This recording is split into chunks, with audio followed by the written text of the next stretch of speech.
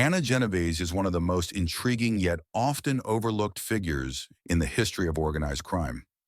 While the Mafia has traditionally been a male-dominated institution with rigid roles for women, Anna defied expectations in ways that set her apart from the stereotypical mob wife.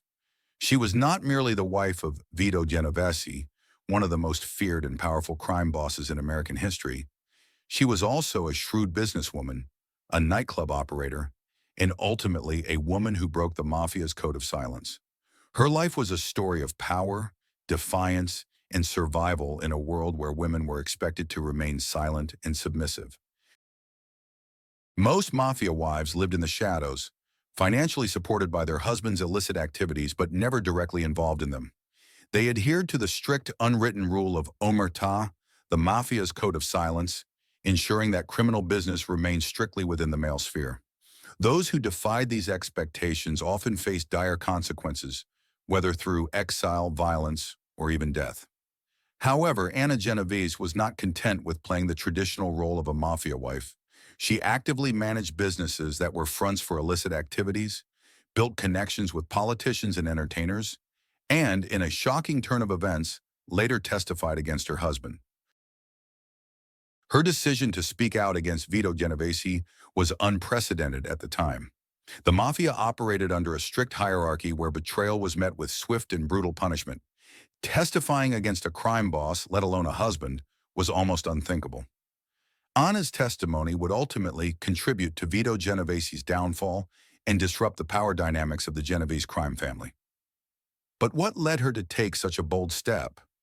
Was it a calculated move for self-preservation, a desperate attempt to escape her husband's influence, or an act of revenge against a man who had wronged her? Beyond her defiance, Anna's story provides a rare glimpse into the role of women in organized crime.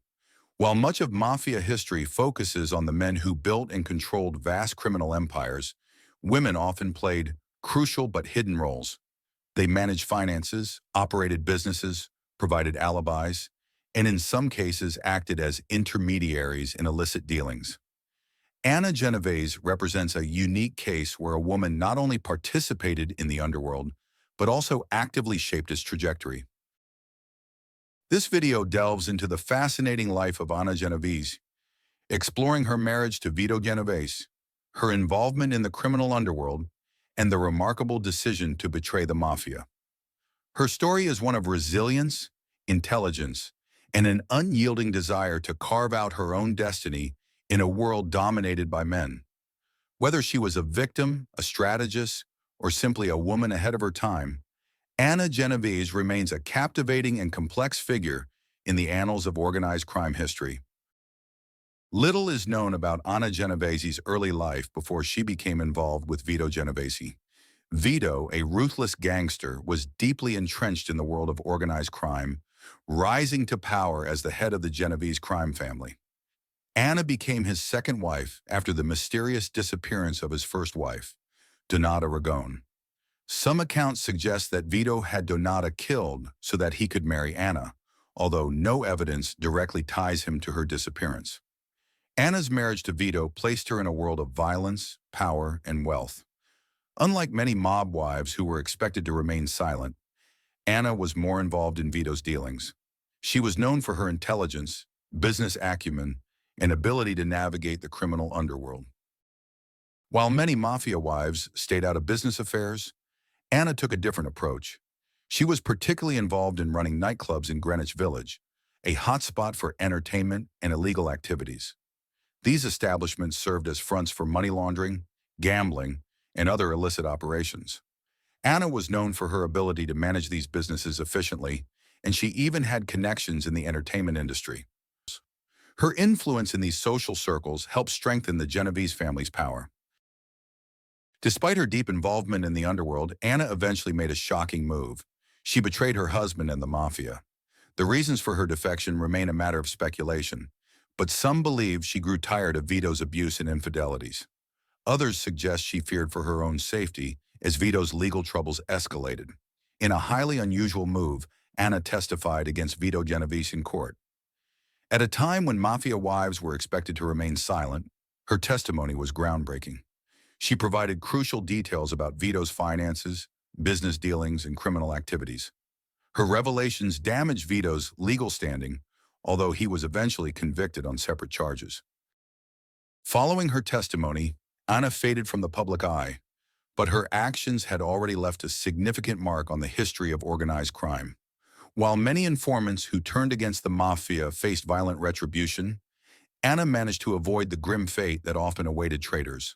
Her survival could be attributed to multiple factors, including her knowledge of high-profile figures, both within and outside the Mafia, who may have protected her.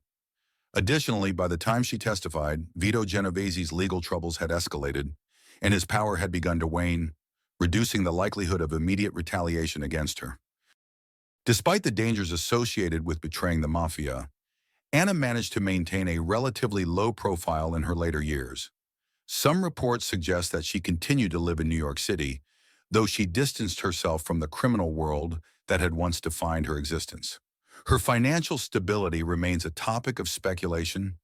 Whether she was left with a portion of the fortune she helped manage, or if she struggled after severing ties with the Genovese family is unclear. However, given her business acumen, it is likely that she found ways to sustain herself independently. Anna's later life was shrouded in mystery, with little documentation about her final years. She may have lived under an assumed name or quietly relocated to avoid potential threats. Unlike many former Mafia associates who entered witness protection programs, there is no public record indicating that Anna was ever officially placed under federal protection. This suggests that she either negotiated her safety through undisclosed means or believed she could evade any lingering dangers on her own. Her legacy, however, is undeniable. Anna Genovese remains one of the few women in Mafia history to break the mold and take control of her own destiny. While she is not as widely remembered as her husband or other infamous crime figures, her actions helped expose the inner workings of the Genovese crime family and contributed to the broader efforts to dismantle organized crime in the mid-20th century. Anna's story is a testament to the strength and resilience of a woman who refused to be silenced. Whether driven by survival, revenge, or a genuine desire to break free from a life of crime, she carved out a unique place in Mafia history. Her life serves as a reminder that, even in a world dominated by men, women could wield influence, make bold choices, and in some cases, change the course of history. By the late 1950s, Vito was already facing significant challenges. In 1957, he orchestrated an attempt to consolidate power within the Mafia by ordering a hit on Frank Costello, another powerful boss. Although the assassination attempt failed, it led Costello to retire, allowing Genovese to take full control of the crime family that would later bear his name. However, his reign would be short-lived. In 1959, Vito Genovese was convicted of drug trafficking in what was widely believed to be a setup orchestrated by rival mobsters, including Lucky Luciano and Meyer Lansky, who had grown tired of his aggressive power plays. He was sentenced to 15 years in prison, marking the end of his control over the Genovese crime family. Anna's testimony in the 1950s had already damaged his reputation and legal standing, particularly concerning his finances and illicit businesses. While she was not the primary reason for his downfall, her willingness to break omerta, the Mafia's code of silence, was highly unusual and further exposed his vulnerabilities. In the end, Vito Genovese, once one of the most feared crime bosses in America, died behind bars, powerless and abandoned by the empire he once ruled.